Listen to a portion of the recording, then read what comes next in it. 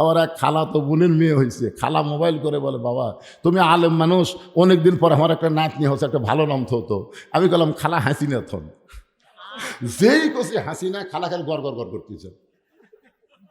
খালা কি হল, তুই একটা আলেম না আলেম রে, তোর কাছে একটা ভালো নাম শুনবার চাইলাম আর তুই খুনি হাসিনার নাম বলিস। দেখবেন হাসিনা বেঁচে আছে, তারপরে তো পচে গেছে, আর ওসমান হাদি বিদায় নিছে, তারপরে প্রত্যেক পাড়ায় পাড়ায় নতুন করে জন্ম নিচ্ছে। ধরে কোন কথা ঠিক না? একটু মনোযোগ দিয়ে শুনবেন। রাখাল বলে, পথিক তুমি যদি আসল মুসলমান হইতা তাহলে তুমি দুধ চাইছো কার কাছে? সঙ্গে সঙ্গে ওমরের চোখ দিয়ে দর দর করে পানি পড়তেছে। ওমর ফারুক বলে, রাখাল ভাই চাওয়ার ব্যাপারে আমি ভুল করেছি। রাখাল বলতে যে ভুলটা যখন স্বীকার করলা, তাহলে আল্লাহ তোমাকে তওবা করার সুযোগ দিয়েছে। সুবহানাল্লাহ। না কেন আপনারা বলেন তো, ভুল স্বীকার করলে তওবা করার সুযোগ আছে না নাই? আদম আলাইহিস সালাম ভুল স্বীকার করেছে, আল্লাহ তাকে তওবা করার সুযোগ দিছে, কিন্তু শয়তান ভুল স্বীকার করেনি, যার কারণে শয়তানকে আল্লাহ তওবা করার সুযোগ দেয়নি। এতদিন যারা আওয়ামী লীগ করেছেন, এখন যদি তারা বলে যে আমরা ভুল স্বীকার করলাম, হুজুর এই দলের প্রধানমন্ত্রী থেকে মেম্বার পর্যন্ত পড়ে গেছে, এই দল তার আমরা নাই। আমার আপন বড় ভাই ওই দল করতো। 5ই আগস্টের পরে দেখি আমার ভাই আমার মাদ্রাসার মসজিদের মধ্যে ঢুকছে, আমি সিসি ক্যামেরাতে দেখতে পেলাম, কে রে বড় ভাই তো ওই দলের। আমি আস্তে করে নামে এসে বললাম, ভাই খবর কি? তওবা পড়া। তওবা পড়া, আমি ভুল স্বীকার করলাম, ওই দলতার আমি নাই। তাহলে ভুল স্বীকার করলে তওবা করার সুযোগ আছে না নাই? জোরে করে কথা বলেন না কেন ভাইজান? ওমর ফারুক বললেন, রাখাল আমি তওবা পড়তেছি। রাখাল বলে, আপনি মূর্খ মানুষ, আপনি তওবা কেমনে পড়বেন? আমি তওবা পড়াই, আপনি আমার সঙ্গে তওবা পড়েন। এবার হযরত উমরকে রাখাল তওবা পড়াচ্ছে। যারা মাগরিব এশার নামাজ না পড়ে ওয়াজ শুনতেছেন, আমরা বড় অপরাধ করেছি, এই কারণে আমরা সকলেই তওবা পড়ব, অসুবিধা আছে? তাহলে আমার সঙ্গে সকলে পড়েন, আস্তাগফিরুল্লাহ ওয়াতুবু ইলাইহি লা হাওলা। এই ছেলেরা পড়ো, লা হাওলা ওয়ালা কুওয়াতা ইল্লা বিল্লাহিল আলিয়্যিল আযীম। ওমর ফারুক তওবা করার পরে বলতেছে, ও রাখাল ভাই, আল্লাহর হস্তে উটের এক পেয়ালা দুধ দাও। রাখাল মুচকি মুচকি হাসে। ওমর ফারুক বলে, আবার হাসো কেন? বলে, তওবা করার পরে তুমি আবার মুনাফিকি করলে। ওমর ফারুক রাস্তাতে গেলে শয়তান কয়দিন যায় না, আর সেই উমরকে রাখাল বলতেছে, তওবা করার পরে তুমি আবার মুনাফিকি করলে। রাখাল বলে, এই উমর ফারুক বলে, এই মিয়া আমার মধ্যে মুনাফিকির কি দেখলা? রাখাল বলতে অত সিরিয়াস কেন? আল্লাহর কোরআন যদি পড়ো তাহলে দেখো, আল্লাহ বলেছেন, লিমা তাকুলু মা লা তাফআলুন। কথার সাথে যদি অন্তরের মিল না থাকে, কাজের মিল না থাকে, সে হলো মুনাফিক। তুমি সত্যি করে বলো তো, আমি কি উটের মালিক? আমি যদি উটের মালিক হইতাম, তুমি আমাকে রাখাল বলছো কেন? আর যখনই রাখাল বলেছো, তখন তোমার মন বলতেছে আমি উটের মালিক না। আর মালিক বাদ দিয়ে কেউ রাখালের কাছে আল্লাহর হস্তেও চাইলে রাখাল দিবার পারবে। যার প্রমাণ বহু মাহফিলে বলেছি, আমি নিজেই তার প্রমাণ। টেস্ট থেকে যেই নামছি, এক লোক চকচকা 100 টাকা হাতের মধ্যে দিয়ে কয়, হুজুর দোয়া করেন। টাকা চকচকা দেখে পকেটে থেকে বললাম, বাবা কি দোয়া?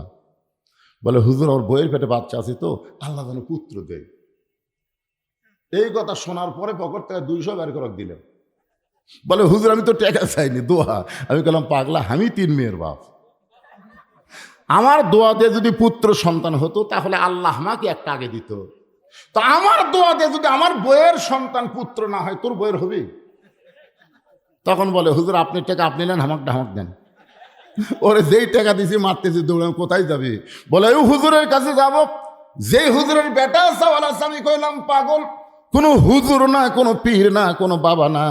পাবার যদি চাও তাহলে মালিকের কাছে চাও, দেওয়ার মালিককে।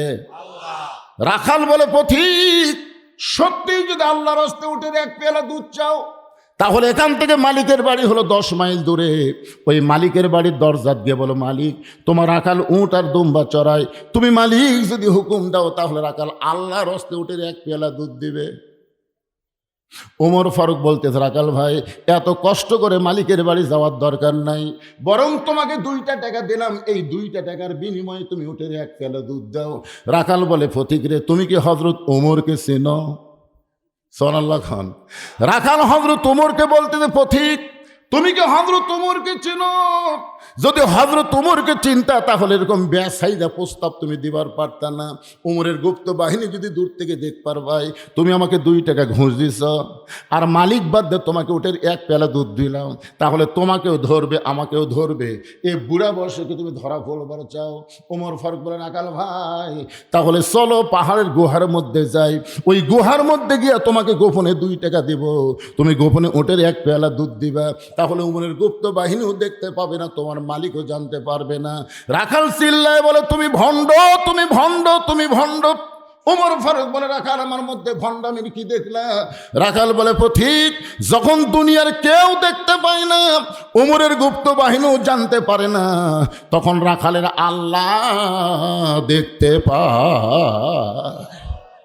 ওমর ফারুক 1 দৌড় পাহাড়ের পাদদেশে গিয়ে 2 রাকাত নামাজ পড়ে বলতেছে, আল্লাহ তোমার কোরআন এত সুন্দর, তোমার কোরআন যখন দুনিয়াতে চালু থাকে তখন একজন মুমিন মাত্রই বিশ্বাস করবে, কেউ না দেখলো আল্লাহ দেখতেছে। জোরে কোন কথা ঠিক কি না?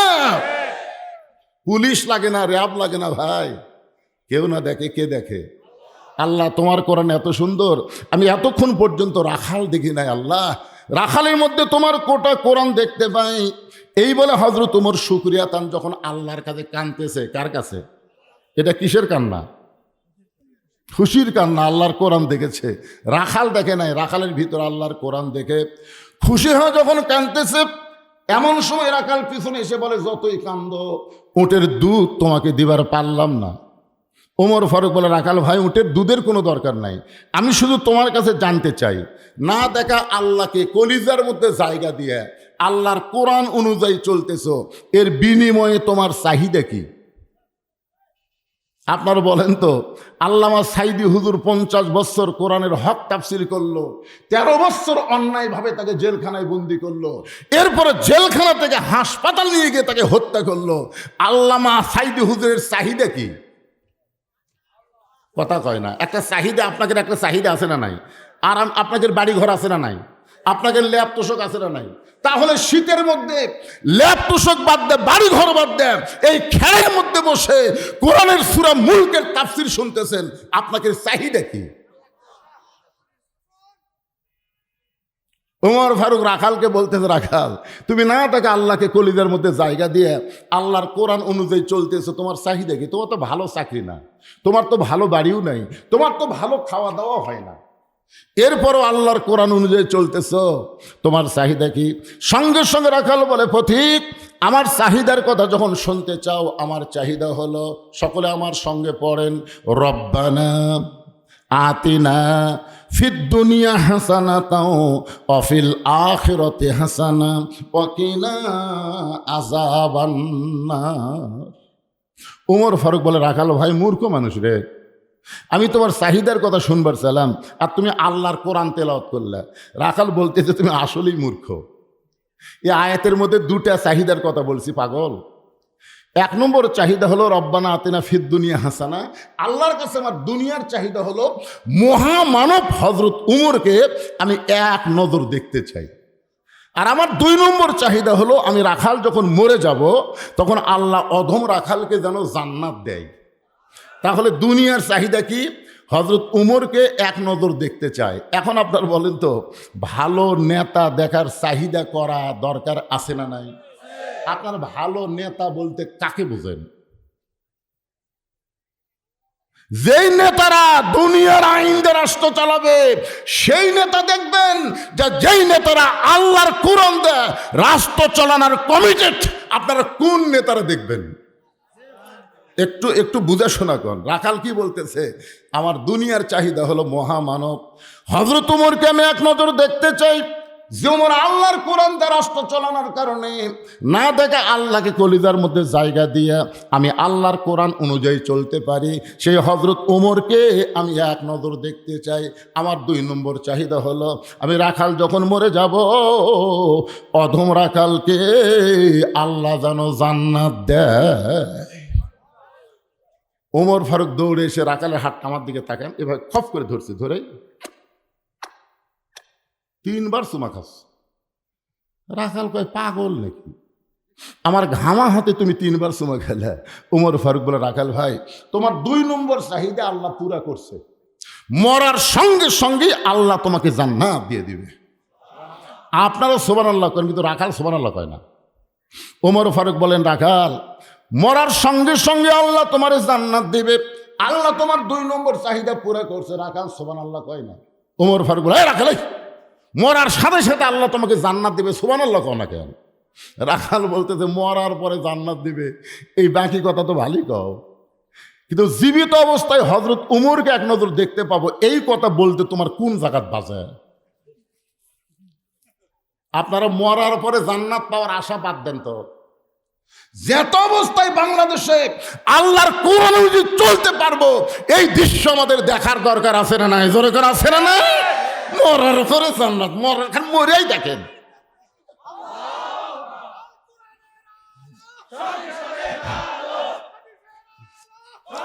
লিল্লাহে তাকবীর। বর্তমান যেই পরিবেশ চলতেছে, এই পরিবেশ এখানে মরিয়া দেখেন, মরিয়া দেখেন জান্নাত। রাখাল বলতেছে মরার পরে জান্নাত পাবো, এই বাকি কথা ভালোই বলতেছো, কিন্তু হযরত উমরকে এক নজর দেখতে পাবো, এই কথা বলতে তোমার কোন জায়গাত বাজে? উমরের চোখ দিয়ে দর দর করে পানি পড়তেছে। যে রাখাল আমাকে তওবা পড়াইছে, যে রাখাল আমাকে মুনাফিক কইছে, যে রাখাল আমাকে ভণ্ড কইছে, এখন যদি বলি আমি উমর, বলাও সারা, রাখাল হাটফিল করে মরাও সারা। আপনারা বলেন তো, হযরত উমর রাসূল বলেছেন, আমার সাহাবীদের মধ্যে সবচাইতে গরমের নাম কি? সবচাইতে নরম হলো আবু বকর, সবচাইতে ধনী হলো ওসমান, সবচাইতে জ্ঞানী হলো আলী। ওমর ফারুক চিন্তায় পড়ে গেলেন। এমন সময় আল্লাহর কোরআন ওমরের সামনে এসে বলতেছে, উদউ ইলা সাবিলি রাব্বিকা বিল হিকমাহ। ওমর, তুমি যে ওমর এই কথা যদি সরাসরি বলবার না পারো, তাহলে হিকমত করে বলো। ওমর ফারুক বলে, রাখাল ভাই, সত্যি যদি ওমরকে দেখতে চাও, তাহলে তোমাকে ফজরের নামাজ সামনে কাতারে আদায় করা লাগবে। ফজর যদি সামনে কাতারে আদায় করতে পারো, মেহরাবের মধ্যে তাকায় দেখবা যেই মানুষটা ইমামতি করতেছে, ওই মানুষটি হলেন হযরত উমর। আপনারা বলেন তো, আপনাদের সারাগান্ধী সোনাতলার মধ্যে কোন নেতা খুতবা দিবার পারবে? নাম কওয়া লাগবে না রে, অনেক সময় হেকমতের মার দেওয়া লাগবে, যখন কথা ঠিক না। কোন নেতা সামনে গিয়ে নামাজ পড়াবার পারবে? কি বলতেছে রাখাল? সত্যিই যদি ওমরকে দেখবার চাও, তাহলে ফজরের নামাজ সামনে কাতার গিয়ে পড়বে, মেহরাবের দিকে লক্ষ্য করে দেখবা যেই মানুষটা ইমামতি করতেছে, ওই মানুষটি হলো হযরত উমর। তার মানে বোঝা গেল, আল্লাহর কোরআনটা যখন বাংলাদেশ চলবে, তিনি নেতা হওয়ার পারবেন না, যিনি ইমামতি করতে পারবেন, তাকেই নেতৃত্ব দেওয়া হবে। রাখাল ছোট বাচ্চার মতন কান্দে। এতক্ষণ রাখাল কিন্তু হাসিছে, এবার রাখাল কাঁদতেছে। ওমর ফারুক বলে, রাখাল কান্দো কেন? বলে, কান্দার কারণ হলো আমি বারান্দাত নামাজ পড়ি। আমি মসজিদের ভিতরে ঢোকার সাহস কোনোদিনও পাই না, কারণ মসজিদের মধ্যে নবীর দামি দামি সাহাবী, সে দামি দামি সাহাবের মধ্যে আমি রাখাল কেমনে যাই? ওমর ফারুক বললেন, তুমি কম দামি আর ভিতরে দামি, এই কথা তোমাকে বুঝালো কে? আল্লাহর আইন হচ্ছে ইন্না আকরামাকুম ইনদাল্লাহি আতকাকুম। ওই ব্যক্তির সবচাইতে দামি হয় যার কলিজার মধ্যে আল্লাহর বেশি ভয়। আপনার মনে করতেছেন হুজুর সিয়ারত বসবাস করতেছে, হুজুর বেশি দামি, আর আপনার খেরত বসবাস শুনতেছেন আপনার কম দামি। হয়তো দেখা যাবে হাসরের ময়দানে আমার মতন বহু বক্তাকে আল্লাহ তক্তা বানায় জাহান্নাম দেবে, আর আপনার মতন বহু শ্রোতাকে আল্লাহ বিনা হিসাবে জান্নাত দিয়ে দেবে। এখানে কে কম দামি কে বেশি দামি এটা নিরূপণ হবে কি দিয়া? সম্পদ দিয়া, চেহারা দিয়া, টাকা দিয়া, পদবি দিয়া না। আল্লাহ বলেছেন ইন্না আকরামাকুম ইনদাল্লাহি আতকাকুম। ওমর ফারুক বলে, রাখাল, সত্যি যদি ওমরকে দেখতে চাও, তাহলে ফজরের নামাজ তোমাকে সামনে পড়া লাগবে। এখন কি বলবা কও? রাখাল বলতে যে, ভাইজান, আজকে তাহলে এশার নামাজ পড়ার পরে আমি আর বাড়ি যাচ্ছি না। ওমর ফারুক বললেন, এশা পড়ে বাড়ি যাবে না কেন? রাখাল বলে, এশা পড়ে যদি বাড়ি যাই, ফজর সামনে পাওয়া যাবে? ওমর ফারুক বলে, রাখাল তুমি বলো তো 5 ওয়াক্ত নামাজের মধ্যে 3 ওয়াক্ত নামাজ তাড়াতাড়ি কয় ওয়াক্ত? আসর, মাগরিব, এশা, একটার পরে আর একটা। কিন্তু এশা থেকে ফজর, ফজর থেকে জোহর, এই 2 ওয়াক্ত লম্বা কেন?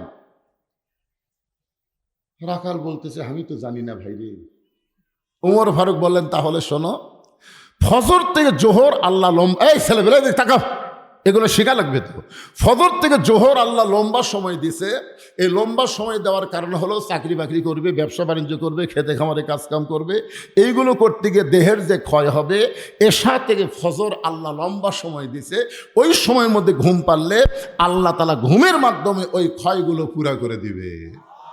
তাহলে এশা থেকে ফজর যদি তুমি সামনে কাতারে ধরবার চাও, তোমার চোখের যদি ঘুম ধরে, রাখাল বলতে ঘুম যদি ধরে মসজিদের মধ্যে ঘুমায় যাব। যেই বলছে মসজিদের মধ্যে ঘুমাবে, ওমর ফারুকের চেহারা রক্তের মতো লাল হয়ে গেছে। এই রাখাল, এই মসজিদের মধ্যে ঘুম পাড়ার দলিল দে, দলিল দে। ঘুম পড়া তো দূরের কথা, ওরা সবাই চলে গেছে, এরা 3 জন 4 ফ্যান দিয়ে গল্প করতেছে। 1-8 ঘন্টা হয় গল্প ছাড়ে না।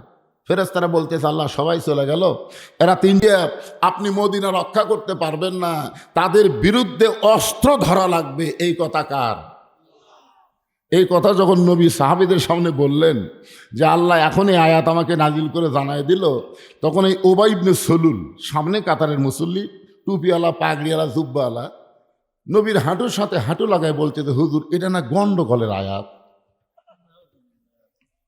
আজকে বাংলাদেশ ইসলামী আন্দোলনের কথা বললে, কোরআনের হক কথা বললে, যারা জঙ্গি জিএমবি কয়, তারা আসলেই হলো মুনাফিক। জোরে বলেন, তারা কি? রাসূলকে বলতেছি, রাসূলুল্লাহ এটা না গন্ডগোলের আয়াত। আল্লাহ নবী চমকে গেল, কে রে সামনে কাতারে নামাজ পড়ে, পাগড়িওয়ালা, টুপিওয়ালা, দাড়িওয়ালা, তাহলে কে রে? তাহলে এটা কে? এমন সময় আল্লাহ জানায় দিলেন, অমিনান নাসি মান ইয়াকুলু আমান্না বিল্লাহি ওয়া বিল ইয়াউমিল আখিরি ওয়া মা হুম বিমুমিনিন।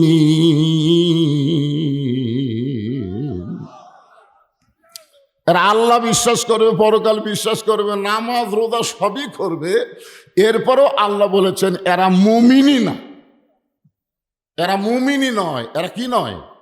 তাহলে মুমিন যদি না হয়, তাহলে মো দিয়ে কি হবে? কথা কয় না।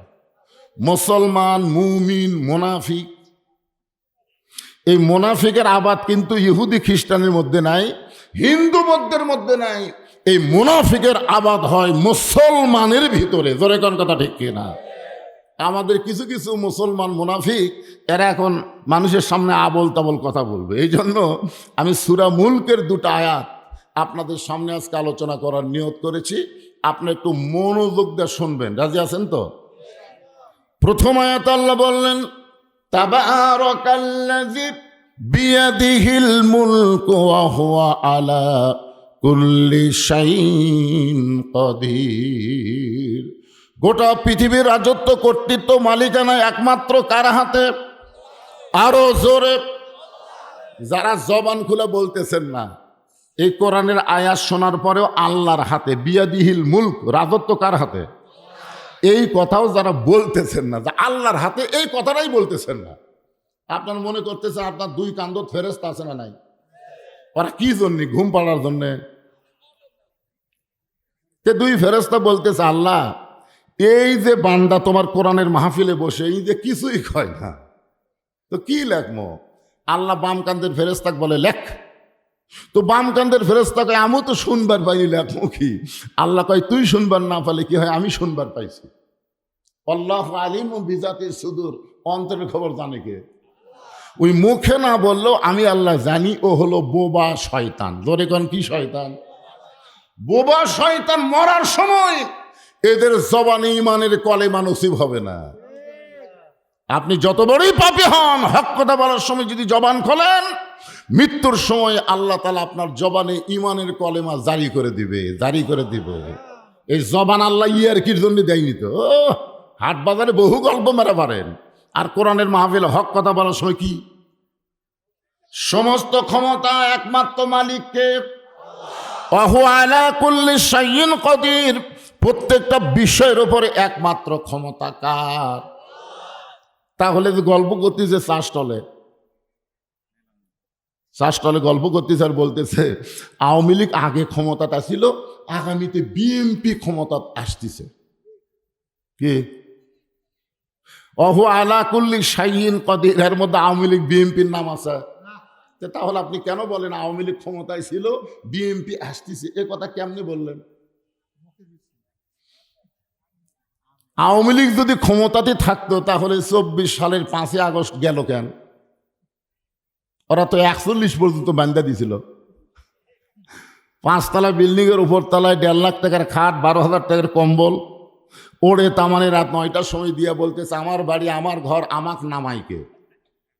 এই কথা বলে বেটা ঘুমাইছে। 2 কান্দের 2 ফেরেশতা বলতেছে আল্লাহ, ঘুমের আগে একটা দোয়া আছে, আল্লাহুম্মা বিইসমিকা আমুতু। এই দোয়া না পড়ে কি কয়ে ঘুমালো? এক না মানার কেউ নাই। আল্লাহ বলতেছে দেখা যাক। রাত 3টার সময় একটা ভূমিকম্প হচ্ছে। যখন কি কম্প? খালি বিল্ডিং একটু কাঁপে উঠছে। যে বেটা বলছিল আমাক নামাইকে, ওই এত ফোর্সে নামছে, কম্বলের মধ্যে লঙ্গি খোলা আছে, ওটাও পরার সময় হয়নি। ফেরেশতারা বলতেছে আল্লাহ নামাইলা, তাই বলে ন্যাংটা করে নামালা। আল্লাহ আওয়ামী লীগকে যেভাবে নামাই দিছে একেবারে ন্যাংটা করে নামাই দিছে। তোর কোন কথা ঠিক কিনা? অনেক খাবার আয়োজন করেছিল, খাবে, সে খাওয়াটাও পর্যন্ত আল্লাহ দেয়নি। তার মানে বোঝা গেল সমস্ত ক্ষমতার মালিককে। আওয়ামী লীগ ক্ষমতায় ছিল না, বিএনপিও ক্ষমতায় আসবে না। আল্লাহ যাকে দিবে সেই কিছুদিনের ক্ষমতা পাবে, কিন্তু ক্ষমতার মূল মালিককে আল্লাহ দেয়। আল্লাহ দেয় কি জন্য দেয়? আল্লাযী খালাকাল মাউতা ওয়াল হায়াতা লিয়াবলুয়াকুম আইয়ুকুম আহসানু আমালান ওয়া হুয়াল আজিজুল গফুর।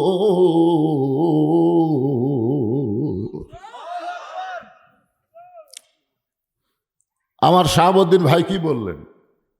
যে আল্লাহওয়ালারা যখন ক্ষমতায় যাবে, আল্লাহ যখন কোনো মুসলমানকে ক্ষমতা দেবে, ক্ষমতা পাওয়ার পরে তার 1 নম্বর দায়িত্ব কি? আমাদের বাংলাদেশে আমরা বহু বক্তার নামাজের বহু ওয়াজ করছি, কিন্তু কাম হচ্ছে না।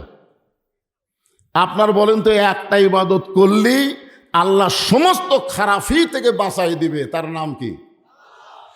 আল্লাহ কোরআনে বলেন ইন্নাস সালাতা তানহা আনিল ফাহশাই ওয়াল মুনকার। এই রজব মাসে আল্লাহ তাআলা নবীকে 5 ওয়াক্ত নামাজ দিয়েছেন। জোরে বলেন কয় ওয়াক্ত? অনেকে বলে 50 ওয়াক্ত। নামাজ নিয়ে আসার সময় মুসা নবীর সাথে দেখা হলো। মুসা নবী বলল আপনার উম্মতেরা পারবি না, নামাজ কমালে আসেন। তো নবী আবার গেল, আল্লাহ 5 ওয়াক্ত কমালো। এভাবে নবী 9 বার গেল। বলে কোন কয়বার? শেষে 5 ওয়াক্ত নিয়ে নবী চলে আসলে। এ ওয়াজ বক্তা করেছে, শ্রোতারা শুনিছে। যাওয়ার সময় রাস্তার গল্প করতেছে, যদি মুসা নবীর সাথে দেখা না হতো তাহলে আমাদের কি হতো রে? আপনার বলেন তো, এই কথা বলাতে আমাকে নবীর দাম বাড়লো না কমলো? বাড়লো। রাসূল নিজেই বলেছেন ইন্নী বুইসতু মুআল্লিমান, আল্লাহ আমাকে শিক্ষক করে দুনিয়াতে প্রেরণ করেছে। কারো কাছ থেকে নবীর শিক্ষা নেওয়ার দরকার নাই। নবীর একমাত্র শিক্ষক হলেন আমার আল্লাহ। ধরে বলেন কি? যখন কোরআনের প্রথম আয়াত নাজিল হয়, 5টা আয়াত। জোরে কোন কয় আয়াত? এখানে ফেরেশতা জিবরাইল সে নবীকে বললেন ইকরা, পড়ুন। আল্লাহ নবী বললেন পড়বো না। ফেরেশতা জিবরাইল বললেন পড়ুন, নবী বললেন পড়বো না। ফেরেশতা জিবরাইল আবার বললেন ইকরা, পড়ুন। আল্লাহ নবী, এই জিবরাইল, খালি বারবার পড়বার বলো, আগে পড়ার সাইজ কি সেটা বলো তো। বহু পড়া পৃথিবীতে আছে, সব পড়া কি সাইজ হওয়ার পড়া? ফেরেশতা জিবরাইল বললেন বিইসমি রাব্বিকাল্লাযী খালাক, যে আল্লাহ আপনাকে সৃষ্টি করেছেন সে আল্লাহর নামে পড়েন। আল্লাহর নবী বললেন আমার কোনো আপত্তি নাই, যেই পড়ার মধ্যে আল্লাহ আছে সেই পড়াটাই আমি শিখতে চাই। সাল্লাল্লাহু আলাইহি ওয়াসাল্লাম। আজকে আমাদের 90% মুসলমানের দেশে শিক্ষামন্ত্রী আগডম বাগডম ঘোড়ারম সাজে ঢাকঢোলক ঝাঁঝর বাজে, এই মিথ্যা শিক্ষার জন্য হাজার হাজার কোটি টাকা বাজেট করে, অথচ আল্লাহর কোরআনের শিক্ষার জন্যে আমাদের বাংলাদেশে তেমন কোনো তাকিদ নাই, উৎসাহ নাই। জোরে কোন কথা কন না কেন ভাইজান? বহুদিন আমরা বলেছি খায়রুকুম মান তাআল্লামাল কোরআন ওয়া আল্লামাহ, ওই ব্যক্তি হলো পৃথিবীর সবচেয়ে দামি সম্মানী যে আল্লাহর কোরআন শিখেছে এবং অপরকে কোরআনের শিক্ষা দেয়। আপনারা বলেন তো এই 90% মুসলমানের দেশে হাদিসের গুরুত্ব আছে? একই ছেলের মাস্টার হলো 3টে। ইংরেজি মাস্টারকে মাস গেলে 2000 টাকা দেয়, বাংলা মাস্টারকে মাস গেলে 1500 টাকা দেয়, আর 3 মাস হলে হুজুর কোরআন শরীফ পড়ায়, এখন পর্যন্ত বেতন নাই। 3 মাস হলে কোরআন পড়ায়। ছেলে যখন বলতেছে বাবার কাছে, বাবা আমি নিজে নিজেই কোরআন পড়বার পারি, তখন বাপ কয় হুজুরের কথা মনই নাই রে। দেখছেন কোরআন শিক্ষার গুরুত্ব, দেখছেন মনই নাই। 3 মাস পরে হুজুরের কাছে গিয়ে বলতেছে, হুজুর আপনি এত কষ্ট করে আমার ছেলেকে কোরআনের শিক্ষা দিয়েছেন, আমার ছেলে এখন নিজে নিজেই কোরআন পড়বার পারে। আমি শুনেছি হুজুর আল্লাহর কোরআন শিক্ষা দিয়ে হাদিয়া লওয়া জায়েজ নাই। দেখছেন, ওই শুনিছে, ফতুয়া মারলো কার উপর? ইংরেজি শিক্ষকের উপর ফতুয়া আছে, বাংলা শিক্ষকের ফতুয়া আছে, ফতুয়া হুজুরের উপর। হুজুর কি আল্লাহ নবী না খেয়ে পেটত বাতর বাঁধিছে, আর আপনি গাড়ি নিয়ে ওয়াজ করেন? কি ফতুয়া রে! একটু মনোযোগ দিয়ে শোনেন, আমরা যখনই কোরআন থেকে রাজনীতির কথা বলবো অনেকে নাক সিটকায়, হুজুর আবার এইগুলো বলে কেন? একটু মনোযোগ দিয়ে শুনতে হবে। লিয়াবলুয়াকুম আইয়ুকুম আহসানু আমালা, যত সুন্দর আমল আল্লাহ আমাদেরকে দিলেন তার মধ্যে 1 নম্বর নেক আমলের নাম হলো নামাজ। জোরে বলেন, নাম কি? নবী 5 ওয়াক্ত নামাজ পাইলেন এই রজব মাসে। এই রজব মাসে নামাজ পাওয়ার পরে 3 বছর নবী মক্কায় ছিলেন। কয় বছর? 3 বছর নবী মক্কায় ছিলেন। এক সময় নবী বললেন, আল্লাহ আপনি যত জায়গায় নামাজের কথা বলছেন প্রত্যেক জায়গায় বলেছেন আকিমুস সালাত, নামাজ কায়েম করো, নামাজ কায়েম করো। কিন্তু বর্তমানে মক্কার যে পরিবেশ, এখানে তো নামাজ কায়েম করার পরিবেশ নেই। আজানও দেওয়া যায় না, আকামতো হয় না, আমরা যে জামাতবদ্ধভাবে নামাজ পড়বো সেরকম পরিবেশও পাওয়া যাচ্ছে না। তাহলে নামাজ কায়েম কেমনে হবে? আল্লাহ বলেন, হাবিব আপনি হচ্ছেন মক্কায় একজন ইমাম, আর নেতা হলো আবু জেহেল। খুব খেয়াল করবেন, ভালো মানুষ হলো ইমাম আর জালেম হলো নেতা। নেতা কি আর ইমাম কি? আলেম। ধরে কারণ ইমাম কি আর নেতা হলো, বর্তমানে বাংলাদেশে ইমামেরা কি আর নেতাগুলো কি? যার কারণে নামাজ কায়েম হবি না। এই পরিবেশ পাল্টান লাগবে, এই পরিবেশ পাল্টান লাগবে। যিনি ইমাম হবে তিনাকেই নেতা হওয়া লাগবে। জোরে কোন কথা ঠিক কিনা? যিনি ইমামতি করতে পারবেন তিনাকেই নেতৃত্ব সমাজের দেওয়া লাগবে, তাহলেই দেখবেন নামাজ কায়েম হবে। এখন বাংলাদেশে যেই সমস্ত নেতারা নামাজ পড়াবার পারে না, এরা ভোট চাইলেও কোনো মুসলমান ভোট দিবার পারবি না। কেমনে? আমি কোরআন থেকে আয়াত তেলাওয়াত করতেছি। ইন্নাল্লাহা ইয়ামুরুকুম আন তুআদ্দুল আমানাতি ইলা আহলিহা ওয়া ইযা হাকামতুম বাইনান নাস আন তাহকুমু বিল আদল। আল্লাহু আকবার। একটু মনোযোগ দিয়ে শুনবেন। যেই যুবকেরা দাঁড়িয়ে আছে আজকে এখানে, আমরা যে মাহফিল করতেছি, এই মাহফিল করার একটা লক্ষ্য আছে, আছে না নাই? এখানে একটা কি আছে? মসজিদ আছে। বারে জোরে কোন কি আছে? আচ্ছা, মসজিদের উন্নয়ন বলতে আপনারা কি বোঝেন? না, মসজিদের উন্নয়ন বলতে মসজিদ 2 তলা করা, 3 তলা করা, বিদেশি টাইলস দিয়ে মসজিদ ঝাকঝিক করা, এটাই মসজিদের উন্নয়ন? মসজিদের উন্নয়ন বলতে হবে মুসল্লির সংখ্যা বাড়াতে হবে। জোরে কোন কথা ঠিক কিনা? আমাদের বাংলাদেশে আপনাদের এই সারেগান্ধি এই এলাকার মধ্যে মসজিদের সংখ্যা কি কম? অনেক মসজিদ না? আমি এক ওয়াজে বলছি যে বাংলাদেশের মুসলমানের চাইতে মোনাফিকের সংখ্যা বেশি। তো সভাপতি সাহেব সেই গরম, হুজুর মুসলমানের চাইতে মোনাফিক কেমনে বেশি হলো দলিল দেন। তা আমি সভাপতিকে বললাম, সভাপতি সাহেব আপনি বলেন তো আপনার মসজিদে জুমার দিনে কত মুসল্লি হয় জুমার নামাজে? তে করছে কমপক্ষে 200 হয়। তা আমি কইলাম ওই মসজিদে ফজরের মুসল্লি কত হয়? সভাপতি বলতেছে আমি তো জানি না, মানে ওই শালাও ফজর পড়ে না। তা আমি কইলাম সভাপতি সাহেব ফজরে কেমন মুসল্লি হয়? কয় আমি তো জানি না। তখন মুয়াজ্জিনকে ডাক দিয়ে বললাম, মুয়াজ্জিন সাহেব, যে মসজিদে জুমার নামাজে 200 মুসল্লি হয় ওই মসজিদে ফজরের নামাজে মুসল্লি কত হয়? 4-5 জনের বেশি হয় না। আপনারা বলেন তো কোন 2 ওয়াক্ত নামাজ জামাতে নামাজ না পড়লে মুনাফিক? ফজর আর এশা। তাহলে ফজরে যদি 5 জন হয়, জুম্মাতে হয় 200, তাহলে 200-র মধ্যে 5 মাইনাস করলে কত হয়? 195 হলো মুনাফিক। আপনার বলেন তো এই রজব চাঁদে আল্লাহর আরশে আল্লাহ নবীকে যেই নামাজ দিলেন সেই নামাজের গুরুত্ব বেশি, যা যেই নামাজ আল্লাহ দুনিয়াতে দিলেন তার গুরুত্ব বেশি? বুঝতে পারতেছেন না? আল্লাহর আরশে নিয়ে গিয়ে যেই নামাজগুলো আল্লাহ নবীকে দিলেন সেই নামাজের দাম বেশি, না যেই নামাজ দুনিয়াতে দিছে সেই নামাজের দাম বেশি? আরশেরটার দাম বেশি। এটা করবারেন আপনারা? আর দুনিয়াতে দিছে জুমার নামাজ, সেই জুমার নামাজের আল্লাহ আবার শর্ত করে দিয়েছেন, ইজা নুদিয়া লিস-সালাত মিন ইয়াউমিল জুমআ ফাসআউ ইলা যিকরিল্লাহ। জুমার নামাজের আজান হওয়ার সঙ্গে সঙ্গে দৌড়ে দৌড়ে মসজিদে আসা লাগবে। কার হুকুম? জোরে খান, কার হুকুম? আর আপনাকে এলাকায় জুমার নামাজের মুসল্লি কিভাবে আসে?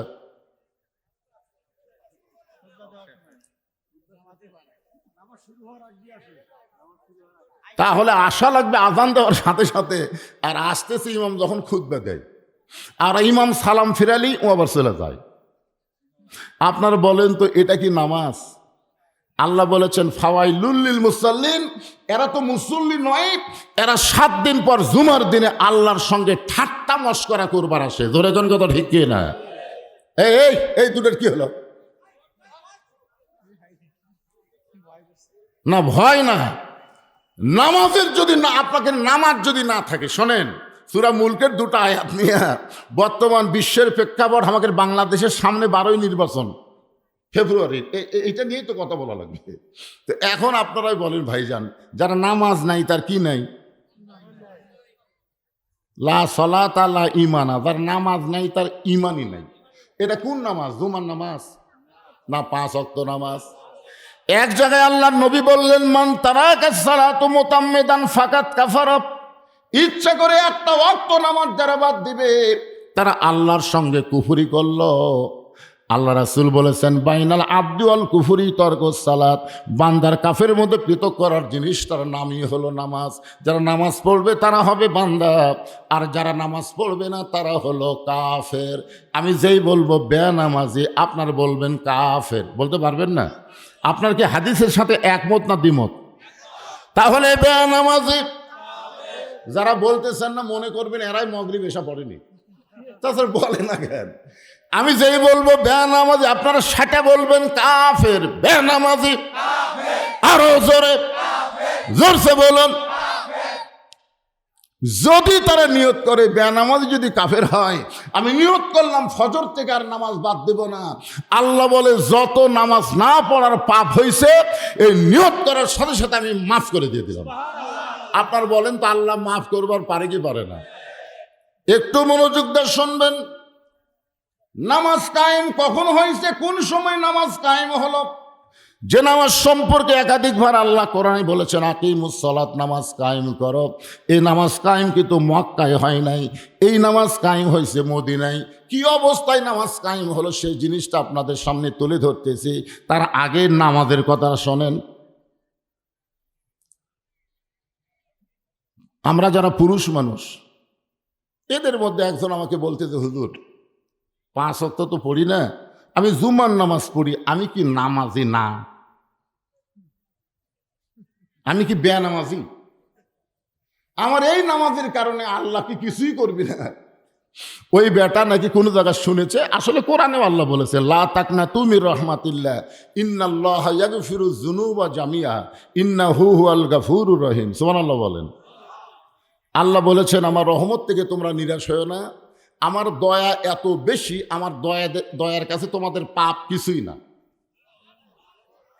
এই আয়াতের অনুসারে আল্লাহ যদি হাসরের ময়দানে বলে, যারা 5 ওয়াক্ত নামাজ পড়ো নাই, শুধু জুম্মা পড়েছো, আমি আল্লাহ তাদেরকে জান্নাত দিয়ে দিলাম, যাও। দেখছেন সুবহানাল্লাহ কথা।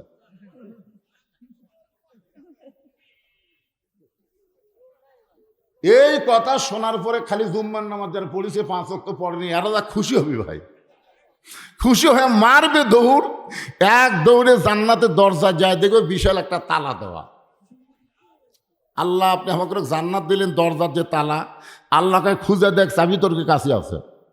ওরা তখন পকেট হাতে একটা চাবি পাবে, তালার মধ্যে ঢুকবি কিন্তু ঘুরবি না।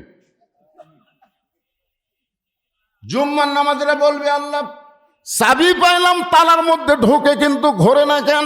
আল্লাহ তখন বলবে, তালার মধ্যে 5টা দাগ আছে, তোদের চাবির মধ্যেও 5টা দাগ থাকা লাগবে, দাগে দাগে মিল হবে, কুট্টুস করে খুলে যাবে। জুম্মা পার্টি বলবে, আল্লাহ আমাদের চাবির মধ্যে কোনো দাগ নাই। এই 5টা দাগ কিসের দাগ? আল্লাহ বলবেন 5 ওয়াক্ত নামাজের দাগ। তখন আল্লাহ বলবে, তোরা জান্নাত দেখে ফেরত আয়, কারণ চাবি খোলার মতন দাগই যদি না থাকে তাহলে তালা খুলবি না, তো ফেরত আয়। জুম্মা পার্টিরা যারা জুম্মা পড়তেছেন, তারা জান্নাত শুধু দেখবার পারবেন, ভিতরে ঢুকতে পারবেন না। জান্নাতে ঢুকতে গেলে 5 ওয়াক্ত দরকার আছে না নাই? দরকার আছে না নাই? আজকের আলোচনার প্রথমেই আমি আপনাদেরকে সবক দিলাম, নামাজ না থাকলে কিছুই থাকবে না। নামাজ যদি থাকে, ওই মানুষটার ঈমান এমন পরিপক্ক হয়ে যাবে, কারণ নামাজটা জান্নাতের জন্য নয়, নামাজ হলো কার জন্যে? ইন্না সলাতি ওয়া নুসুকি ওয়া মাহইয়ায়া ওয়া মামাতি লিল্লাহি রাব্বিল আলামিন। আল্লাহু আকবার। এখন আসেন, লিয়াবলুয়াকুম আইয়ুকুম আহসানু আমালা। আল্লাহকে সর্বশক্তিমান বিশ্বাস করে আল্লাহর পাঠানো সংবিধান নিয়ে যখন বাংলাদেশ পরিচালনা হবে, তখন এই বাংলাদেশটা কেমন হবে দেখছি কোনোদিন? জোরে মাথার উপর ফ্যান ঘুরতেছে, একে রেজাল্ট কি? আল্লাহ বলতেছে, গল্প করতে গিয়ে মাথার উপর যে ফ্যান ঘুরিছে, এই কারেন্টের বিল এই 3 জন আলাদাভাবে না দেওয়া পর্যন্ত জান্নাত যাওয়ার পারবে না, কারণ মসজিদ আর বাপের ঘর না, দিয়ে ইচ্ছা মতো ফ্যান ঘুরাবে। কথা কন না কেন? কথা কন না কেন? ছোটবেলাতে আমরা শুনেছি মসজিদে কাঁচা পেঁয়াজ কাঁচা রসুন খাই কেউ ঢুকলে মুরব্বীরা কোনার ভূতে মারত, তোর মুখে পেঁয়াজ গন্ধায়, রসুন গন্ধায়, তুই জানিস না দুর্গন্ধ ফেরেশতা সহ্য করতে পারে না। আর এখন সেই মসজিদের মধ্যে পেঁয়াজ কাটা মুড়ি মাখতেছে। কি মসজিদ তোর বাপের রান্নাঘর? কথা কন না কেন? মসজিদের গুরুত্ব আছে না? দরকার আছে না? আমরা একটু মসজিদের মধ্যে হক কথা বলতেই 2-1 জন হুজুর কি মসজিদের মধ্যে কোরআনের হক কথা বললে তোমরা আবল তাবল বলো, যেইগুলো মসজিদে করা যাবে না সেইগুলা করতেছে। কথা কন না কেন ভাইজান? ওমর ফারুক বললেন, রাখাল আজানের গুরুত্ব দিও। 5 ওয়াক্ত নামাজের মধ্যে সবচাইতে গুরুত্বপূর্ণ নামাজের আজান হলো ফজরের আজান। জোরে বলেন, কোন আজান? আচ্ছা যুবকেরা, ফজরের আজানে কিন্তু একই শব্দ 2 বার বেশি কয়, যেটা অন্য আজানে কয় না। সেই শব্দ কি বাবা? তোমরা শুনবার পাও? এই আসসালাতু খায়রুম মিনান নাম শোনার পরে যাই ঘুম পাড়ে, তার খবর কি? একটু মনোযোগ দিয়ে শোনো। আগে আসলে 3.5 হাত, বুঝলেন? যে আজান শুরু হয়ে গেছে ওই 2.5 হাত ল্যাপ আসিল, মাথার উপর তুলে দিয়েছে, পাও বার হচ্ছে, পাওটানে বুকের মধ্যে হচ্ছে।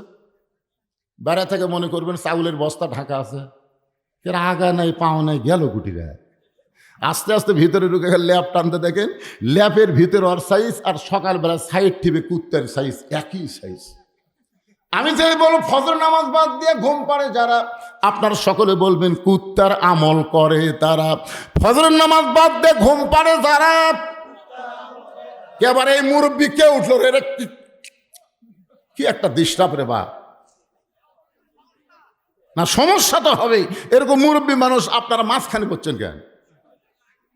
আজকে আমি কোনো বুড়া মানুষকে ওয়াজ শোনার জন্যে আমি কাহালুর থেকে এখানে আসিনি তো, কারণ বুড়া মানুষ রিটায়ার হয়ে গেছে। রিটায়ার বোঝেন? বস থাকে বেতন পাবি, বস থাকে বেতন পাবি।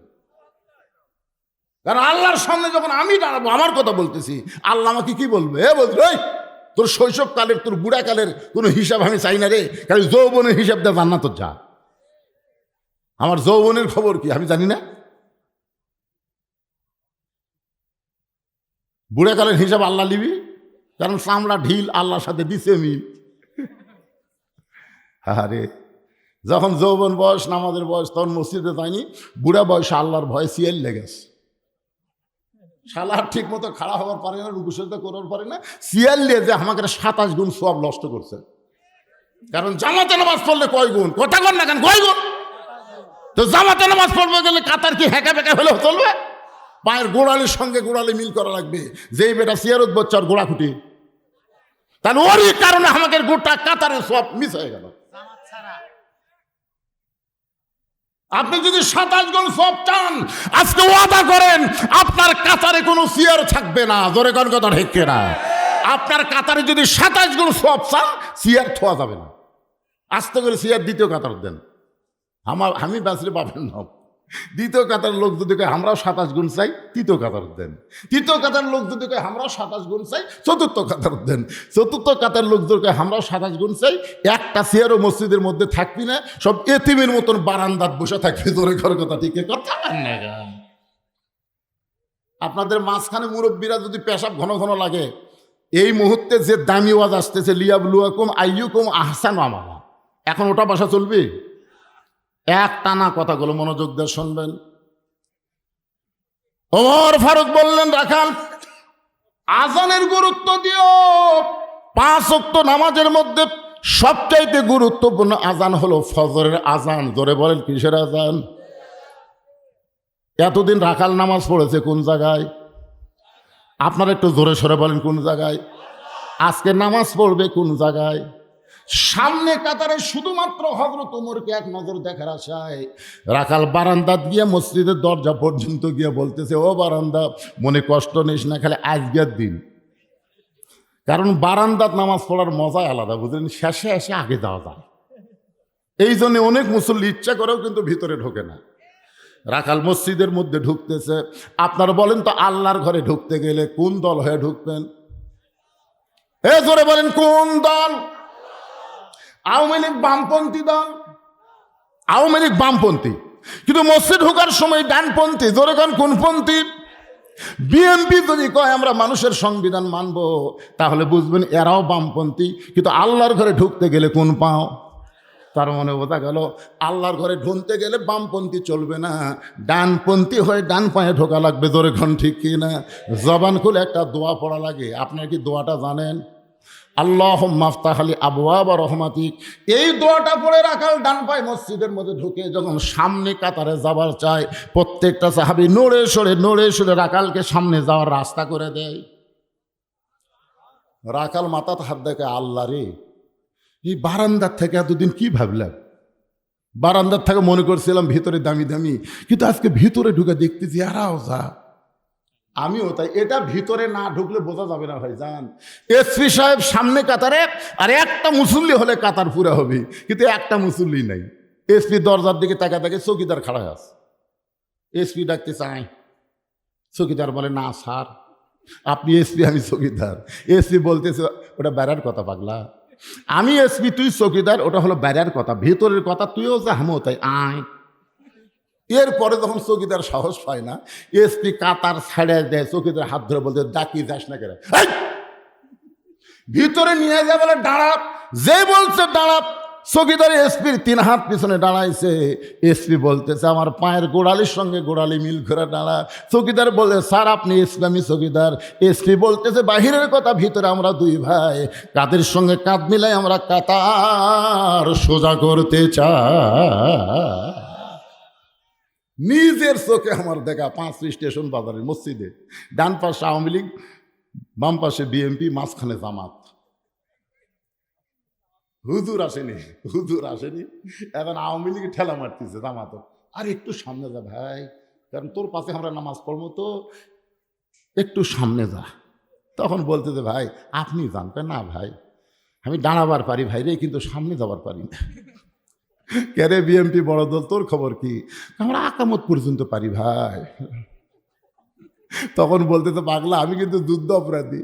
আরে পাগলা বাইরের কথা, ভিতরে আমরা তিন ভাই একসঙ্গে জামাত। জোরে কন কি?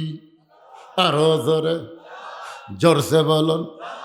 এই জামাতের সাথে ইসলাম করলে কি হয়? আয় আয়, জামাত পর্যন্ত সবাই কয়, কিন্তু ইসলাম যোগ করবার চায় না। একটু মনোযোগ দিয়ে শুনবেন, ভিতরের শান্তি বাহিরে বোঝা যায় না। এই জন্য আল্লাহ বলেছেন উদখুলু ফিস-সিলমি কাফা, পুরাপুরি ভাবে ল্যাপের মধ্যে ঢুকলে শীত লাগবে না, পুরাপুরি মশারের মধ্যে ঢুকলে মশা লাগবে না। পুরাপুরি যদি ইসলামের মধ্যে আমরা ঢুকতে পারি, তাহলে কোনো শয়তান আমাদের ধোঁকা দিবার পারবি? একটু জোরে বলেন। রাখাল যাইতে যাইতে সামনে কাতারে, মেহরাব বরাবর সামনে কাতারে রাখাল দাঁড়ায় ফজরের 2 রাকাত সুন্নত নামাজ আদায় করেছে। আপনারা বলেন তো 12 রাকাত সুন্নতের মধ্যে 17 রাকাত হলো ফরজ নামাজ, 17 রাকাত কি নামাজ? আর সুন্নত হলো 12 রাকাত। জোহরের সুন্নত হলো 6 রাকাত, আগে 4 পরে 2, মাগরিবের পরে হলো 2 রাকাত, এশার পরে হলো 2 রাকাত, আর ফজরের আগে হলো 2 রাকাত। সমস্ত সুন্নতের মধ্যে ফজরের সুন্নতের দাম বেশি। রাসূল বলেছেন আসমান জমিন বিক্রি করে দিল ফজরের 2 রাকাত সুন্নতের সমান হবে না। রাখাল 2 রাকাত সুন্নত নামাজ পড়ে চুপটি করে বসে আছে, খালি মনের মধ্যে কখন জামাত শুরু হবি রে, আজকে জীবনের দেখা আল্লাহ পুরা করবি। রাখাল যখন সুন্দর হয়ে বসে আছেন, এমন সময় এক মুসল্লি মসজিদের মধ্যে ঢুকে দেখে জায়গা নাই।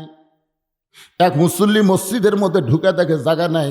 ওই মুসল্লির নাম হলো হযরত ওসমান গনি। ধরে কেন সুবহানাল্লাহ। ওসমান গনি চিন্তা করে আমার জায়গাত কে বসে আছে রে? আসলে বলেন তো, মসজিদের মধ্যে একজনের জায়গা হলো নির্দিষ্ট, সে জায়গা হলো ইমামের জায়গা। ধরে কোন কার জায়গা?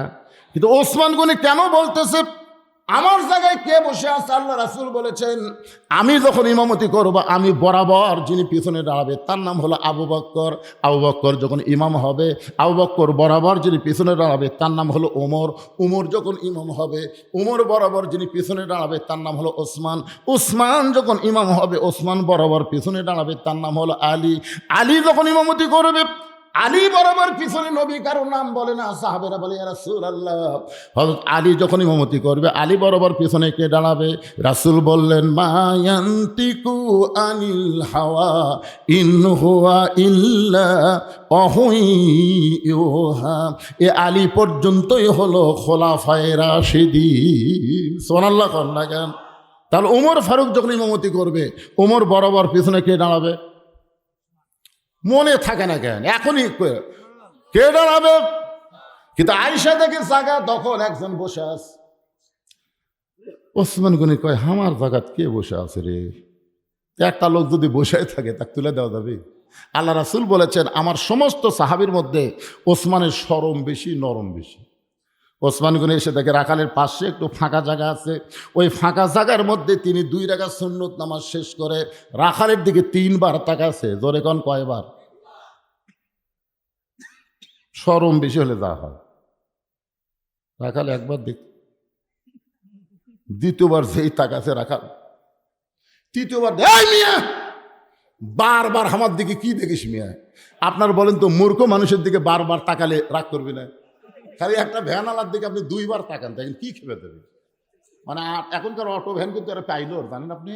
হায় হায়, ওরা এই ব্যাটারি পায় এত পা মারা লাগে না, টন ইয়ার যায়। আমার ড্রাইভারকে বলতে ভাই সরু রাস্তা, তুই মাটি দিয়ে চাকা নামে দিস, তুই যেন মনে করিস না আমি গাড়ির ড্রাইভার। অটো ভ্যান দেখলে মনে করো পাইলট আসতেছে, তুই চাকা নামে দিবি। চাকা নামে দিছে, তাও এক অটো ভ্যান আছে আমার গাড়ির সাথে হুক বেঁধে দিচ্ছে। তা আমি খালি জানলা একটু নেমে দেখে তাকাছি, হুজুর কি কিছুই কইনি, খালি তাকাছি। ওই রং আবার পুনরায় করবে না গেলে আমার 10-12 হাজার টাকা খরচ হবে, খালি ওর দিকে তাকাছি তাই গরম। কি হুজুর গাড়ি নিয়ে ঘুরতেছেন, মশান মারতেছেন, আমার দিকে আপনারা সারা রাত তাকায় থাকেন, আমি কিন্তু বিরক্ত হব না। আর একটা মূর্খ মানুষের দিকে বারবার তাকালে রাগ করবে। রাখালের দিকে ওসমান গনি কয়বার তাকাছে? সঙ্গে সঙ্গে রাখাল বলে এই মিয়া বারবার আমার দিকে তাকাও কেন মিয়া? ওসমান গনি ভয়ে দাঁড়িয়ে গিয়ে বলতেছে, ভাইজান আমি কোনোদিন আপনাকে সামনে কাতারে দেখি নাই, আজকে প্রথম দেখেছি। বলে ভালোভাবে দেখার জন্য 3 বার দেখেছি। ভাই আপনার পরিচয় কি? বলে আমার পরিচয় হলো আমি একজন রাখাল। যেই কইছে রাখাল, ওসমান গনি মুচকি মুচকি হাসতেছে। মুচকি মুচকি হাসার কারণ হলো রাখাল যারা হবে এদের ভাষা নরম হলে হবে না, এদের ভাষা একটু গরম হওয়া লাগবে। প্রত্যেকটা অভিভাবককে আল্লাহ তাআলা রাখালের দায়িত্ব দিয়ে দুনিয়াতে প্রেরণ করেছে। জোরে কান সুবহানাল্লাহ। প্রত্যেকটা অভিভাবক। এখন হয়তো আপনারা বলবেন, হুজুর আমাদের তো গরু ছাগল নাই, আমরা কার রাখালি করব? আপনি চোখ বন্ধ করে দেখেন, আছে। চোখ বন্ধ করে দেখেন 42 বছরের একটা গাভী আছে। চোখ বন্ধ করে দেখেন 22 বছরের একটা আইডিয়া আছে। 17 বছরের একটা বকনা আছে। আপনার বলতেছেন হুজুর এটা কি বুঝাচ্ছেন? এটা আমি রূপ করতে বলতেছি। 42 বছরের গাভী মানে আপনার বউ, আইডিয়া মানে আপনার বেটা, বকনা মানে আপনার মেয়ে। আপনি বলেন তো এই 3টার উপর আপনার রাখালি করার দায়িত্ব আছে না নাই? এ কথা কোন আছে না নাই? আল্লাহ বললেন, কু আনফুসাকুম আহলিকুম নার, জাহান্নামের আগুন থেকে বাঁচতে গেলে তুমি একলা বাঁচলে হবে না, তোমার আহাল পরিবার নিয়ে বাঁচতে হবে। তাহলে এখন চিন্তা করেন, আপনার বউ কি করে, আপনি কি করেন? আপনি সামনে কাতারে গিয়ে নামাজ পড়তেছেন, মাশাআল্লাহ, আপনার মতন ভালো মুসল্লি তো গ্রামে একটাও নাই। কিন্তু এশার নামাজ পড়ে বাড়ির পাঁতে দেখেন তো কি অবস্থা। আপনার ঘরের মধ্যে থেকে হরি হরি হরি হরি লোলো লোলো লো। কিন্তু আমি মুসলমান সামনে কাতারে নামাজ পড়লাম আর আমার ঘরের মধ্যে পূজার বাদ্য বাজতেছে, যাই দেখেন আপনার ম্যাডাম স্টার জলসা দেখতেছে। আপনি বলেন তো আপনার রাখালি করার দরকার আছে না নাই? আপনি বইয়ের কাছে আস্তে করে বসে রিমোট কন্ট্রোল দিয়ে টিভি অফ করে দিয়ে বললেন, বিবি রে তুমি যে ভারতের চ্যানেল দেখতেছে, ওই ভারত সম্পর্কে তোমার ধারণা কি? বউ বলতেছে আমি তো কিছুই জানি না। আপনি চোখের পানি নিয়ে বলবেন, শোনো এই ভারত আমাদের 400 বছরের বাবরি মসজিদ ভাঙ্গে ওই জায়গায় রাম মন্দির বানাচ্ছে। রাম মন্দির বানানোর বহু জায়গা ভারতে আছে, কিন্তু মসজিদ ভাঙ্গে ওই জায়গায় মন্দির বানাচ্ছে। এখন বলো যে ভারত আমাদের মসজিদ ভাঙ্গে মন্দির বানায়, সে ভারতের চ্যানেল দেখা যাবে? বউ বলতেছে এই কথা তোমার আগে বলেননি। আজকে শোনার পরে আমি কান ধরে তওবা করলাম, বউ যেই ভারতের মালওয়ানের বাচ্চারা আমাদের মসজিদ ভাঙ্গা মন্দির বানায়, এই ভারতের কোনো চ্যানেল আর কোনো দিন দেখব? আজ থেকে ভারত বয়কট, আজ থেকে ভারত। আচ্ছা আপনার বউ যে মাথার চুল বেচা খায়, কথা কন না কেন? এই মরদ কথা কন না কেন? আপনার বউ যে মাথার চুল বেচা খায়, আপনার রাখালি করার দরকার আছে না নাই? দরকার আছে না নাই? আপনি সত্যি করে বলেন তো, আপনি বেঁচে থাকা অবস্থায় আপনার বউ যদি মরে যায়, আপনি কয় কাপড় দিবেন? 5টা কোন জায়গাত বানবেন?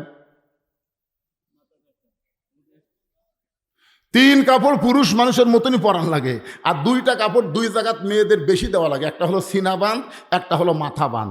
এখন আপনারা বলেন, আপনার বউ যদি জীবিত অবস্থায় মাথার চুল বেচা খায়, মরার পর ওই মাথা বাঁধতে কোনো কাম হবে? তাহলে আপনার কি রাখালি করা লাগবে?